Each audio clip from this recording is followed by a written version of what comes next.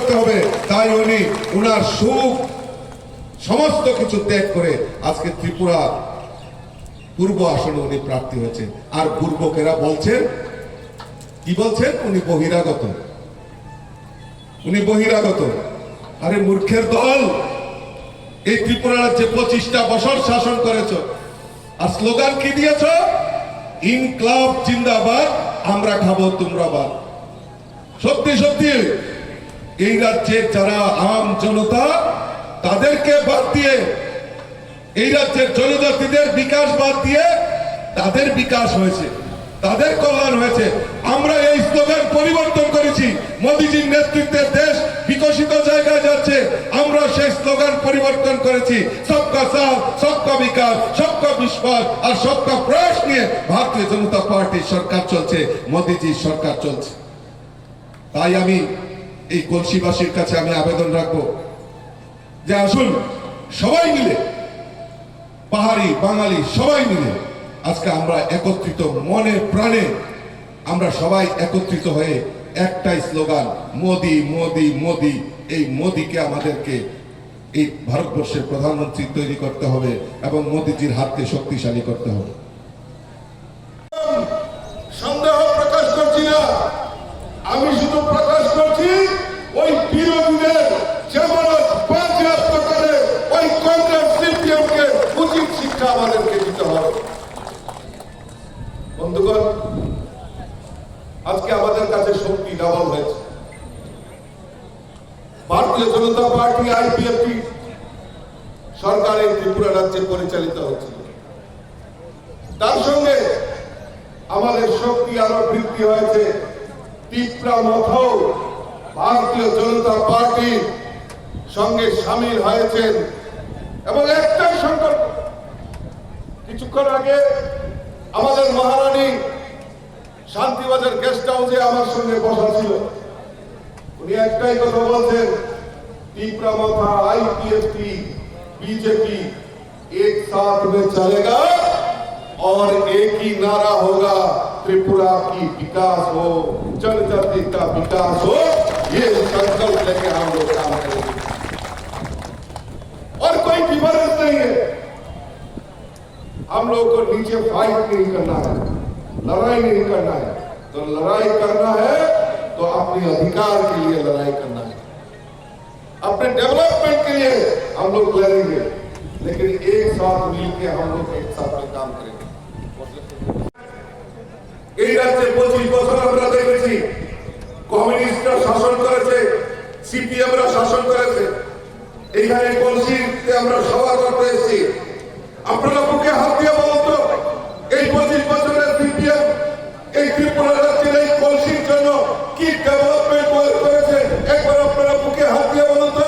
আর আমাদের সরকার প্রতিষ্ঠার পর এই কলসিতে, এই জুলাইবাড়িতে ডেভেলপমেন্টের জন্য রাস্তাই হোক, পানীয় জল হোক, বিদ্যুতের ব্যবস্থায়, স্কুলের ব্যবস্থাই হোক, আমাদের সরকার, আমাদের ভারতীয় জনতা পার্টির সরকার আপনাদের কাছে পৌঁছে দেওয়ার জন্য কাজ করেছে। জিতেন চৌধুরী, মানিক সরকার স্লোগান দিত যে কংগ্রেসের কালো হাত ভেঙে দাও, ঘুরিয়ে দাও। আর এই কংগ্রেসীরা স্লোগান দিত, চীনের দালাল চীনে যাও, দেশ মোদের করতে দাও। আজকে আমরা সব দেখছি একাকার হয়ে গেছে। আজ ওই সিপিএম আর কংগ্রেস একসাথে, তারা মিলেমিশে একাকার হয়ে গেছে। কিসের স্বার্থে? তাদের স্বার্থে? কোন স্বার্থ নয়, নিজেদের কামাই, নিজেদের ইনকাম, নিজেদের বিকাশ, তার জন্য একত্রিত হয়ে লড়াই করছেন। সিপিএম এর 25 বছর শাসন দেখেছেন আপনারা, কি বলেছেন? গরিবের সরকার, সিপিএম গরিবের সরকার। এখানে তো অনেক মায়েরা বোনেরা আছে, এখানে অনেক জনজাতি ভাইয়েরা বোনেরা আছে। আপনারা বলুন তো, গরিবের জন্য একটা পরিকল্পনা। রাজনীতি ছেড়ে দেব, কোনদিন রাজনীতি করবো না। 25 বছরে গরিবদের কিভাবে শোষণ করা যায়, এই কমিউনিস্টরা শোষণ করেছে, জনজাতিদের শোষণ করেছে, গরিবদেরকে শোষণ করেছে। বিজেপি সরকার আসার পর এই রাজ্যে প্রায় 4 লক্ষের উপর গরিব পরিবারের পাকা বাড়ি নির্মাণের ব্যবস্থা যদি করে থাকে তাহলে ভারতীয় জনতা পার্টি সরকার করেছে। প্রত্যেক গরিবের বাড়িতে শৌচালয় পৌঁছে দেওয়ার কাজ ভারতীয় জনতা পার্টি সরকার করেছে। প্রত্যেক গরিব মায়েদের প্রধানমন্ত্রী উজ্জ্বলা জ্যোতি যোজনায় বিনা পয়সায় এলপিজি কানেকশনের যদি ব্যবস্থা করে থাকে তাহলে ভারতীয় জনতা পার্টি সরকার করেছে। প্রত্যেক গরিবের বাড়িতে সামাজিক ভাতা 2000 টাকা পৌঁছে দেওয়ার কাজ যদি করে থাকে তাহলে ভারতীয় জনতা পার্টি সরকার করেছে। মুখ্যমন্ত্রী জন আরোগ্য যোজনার মাধ্যমে 5 লক্ষ টাকা চিকিৎসার দায়ভার যদি করে থাকে তাহলে আমাদের মাননীয় মুখ্যমন্ত্রী প্রফেসর ডক্টর মানিক সাহার নেতৃত্বে সরকার সেটা করেছে বন্ধুগণ। আর তাদের খালি গরিবের সরকার বলে গরিবকে কিভাবে লুণ্ঠন করা যায় তার প্রয়াস করেছে বন্ধুগণ। কাজেই এই 26 তারিখে আপনার পবিত্র ভোট দেওয়ার সময় অন্তত পক্ষে এই কমিউনিস্টদেরকে চিনবেন বন্ধুগণ। আর কংগ্রেসের কথা তো বলে লাভ নেই, কংগ্রেসের কথা বলে লাভ নেই। এই কংগ্রেসীরা তাদের লজ্জা থাকা দরকার, তাদের লজ্জা থাকা দরকার। যখন 25টা বছর সিপিএম রাজত্ব করছিল, মানুষের উপর অত্যাচার করছিল, আর এই কংগ্রেসীরা পিছন থেকে সহযোগিতা করছিল, পেছন থেকে সহযোগিতার হাত বাড়িয়ে দিয়েছিল এই কংগ্রেসীরা।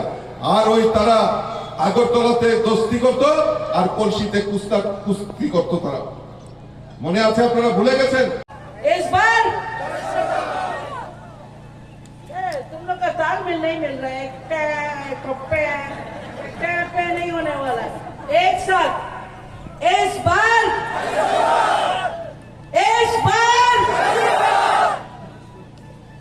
और जोर बोलना पड़ेगा, और जोर बोलो। रेडी? इस बार आप लोग को ना बोगागरा का आदत पड़ गया, इसलिए मेरा आवाज कम पड़ रहा है। अब मुझे भी ट्रेनिंग हो रही है आपके स्टेज में, अब धीरे धीरे मैं भी जोर जोर से बोलूंगी। ये जोर ठीक है? ये जोर बाकी के लोग सुन रहे हैं जो हम लोग को हराना चाहते हैं? अरे मेरा इतना जोर बोल रहा है तो तुम लोग का आवाज क्यों नहीं निकल रहा है? चलो आप लोग भी आवाज करो। वो लोग को हराएंगे, हम जीतेंगे, हम लोग दिल्ली में अपना छाप दिखाएंगे। लीजिए, आपके जनता आपके सामने है।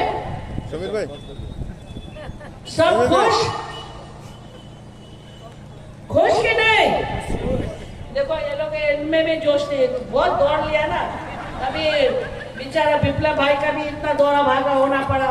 अब हमें बाकी है 5-6 दिन ये लोग हमको नींबू का जैसे निचोड़ेंगे, पर ये लोग नहीं जानते जितना भी निचोड़ो ना हम ऐसे का ऐसे ही है।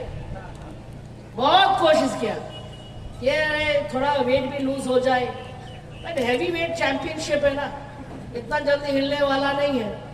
दिल्ली में हिलाने वाले हैं। आपका प्रॉब्लम्स